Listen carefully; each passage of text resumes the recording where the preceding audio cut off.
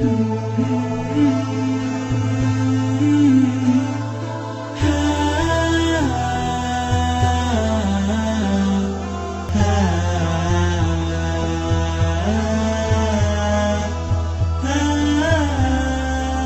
Nabi SAW tentang Juraij dan ibunya, tak kala ibunya berdoa, ya Allah jangan engkau matikan Juraij sebelum engkau perlihatkan kepadanya wajah wanita-wanita tunasusila. Maka Allah pun mengabulkan permintaannya sebagai karamah baginya dari Allah Subhanahu Wa Taala. Dari Juraij sudah tahu kisahnya kan, bagaimana dia ahli ibadah di zaman Bani Israel, kemudian ibunya pernah panggil dia lagi ibadah sunnah, dia lagi ibadah, kemudian dipanggil oleh ibunya. Waktu ibunya panggil, Juraij rupanya nggak dengar. Maka tetap saja dia ibadah. Ibunya tahu, melihat ada alas kakinya Juraij, lalu ibunya mengatakan sambil marah, ya Allah jangan engkau matikan Juraij kecuali engkau sudah perlihatkan dia wanita tunasusila. Maka dikabulkan doanya. Ibunya orang salihah, tapi subhanallah buru-buru berdoa kepada Allah. Makanya kata Nabi SAW, jangan kalian doakan diri kalian dan keluarga kalian keburukan, karena bisa saja malaikat lewat dan mengaminkan. Juraij dan ibunya dua-dua orang saleh, tapi terjadi di sini kasus doanya ibunya, lalu dikabulkan oleh Allah SWT. Tiba-tiba ada orang-orang dari jahiliyah, dari kaumnya dia berkata, 4-5 orang kumpul iseng, mereka bilang, siapa yang bisa menetes Juraij nih? Kita mau tes imannya, benar nggak dia nih?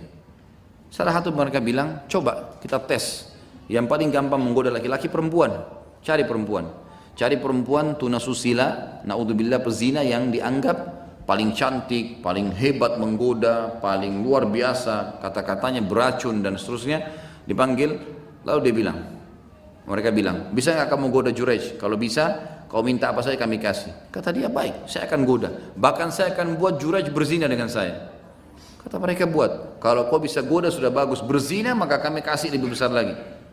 Datang ke tempat ibadahnya, perempuan ini masuk, kemudian tiba-tiba saja dia menawarkan diri, dia memperlihatkan anggota tubuhnya, tapi subhanallah Juraij tidak bergerak, enggak melihat, enggak ajak ngomong dan mengusir orang itu dari tempat ibadah. Perempuan ini sudah ditunggu oleh orang-orang di depan, yang jahat-jahat ini yang mau kasih harta, maka dia mau hartanya, dia juga malu, dia dianggap selama ini cantik, selalu orang mengejar, tidak ada yang nolak kalau mau berzina sama dia, apalagi dikasih gratis.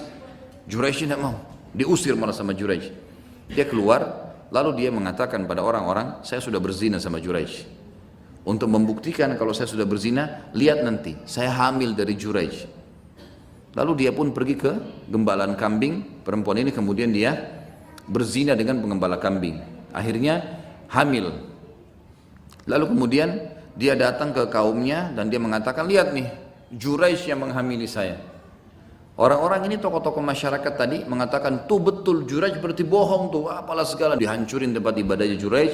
Juraij pun diseret, ya sempat dilemparin kotoran segala macam, dipermalukan. Maka Juraij pun sabar, anggap itu sebuah cobaan, dia tidak peduli, dia keluar dari kampungnya. Juraij menunggu sampai perempuan itu melahirkan. Dia dengar berita perempuan itu melahirkan, didatangi sama dia. Orang-orang pada kumpul semua di situ. Lalu Juraij waktu masuk orang ikutin semua. Juraij kemana nih? Ke rumah perempuan itu. Orang pikir Juraij mungkin mau mengakui kalau ini anaknya. Maka Juraij datang dan berkata, dengan izin Allah berbicaralah kamu siapa ayahmu. Dipencet perutnya. Maka bayi itu berbicara mengatakan, ayahku si penggembala kambing. Setelah itu orang-orang kampung akhirnya tahu karena bayi itu bicara, kalau Juraij yang benar maka dibangunlah kembali tempat ibadahnya dan seterusnya. Tapi ringkas cerita, ini terjadi karena doa ibunya, ya, doa ibunya. Jadi ini berbahaya sekali, apalagi kalau orang itu memang mustajab doa, harus hati-hati. Ya. Dan ketika Juraij dituduh, di sini dikatakan bahwa bayi itu adalah darah dagingnya, maka Juraij berkata kepada sang bayi, siapa ayahmu yang sebenarnya? Bayi itu menjawab, ayahku adalah si penggembala kambing. Itu hadis riwayat Bukhari. Bayi itu berbicara sebagai karamah bagi Juraij yang ahli ibadah.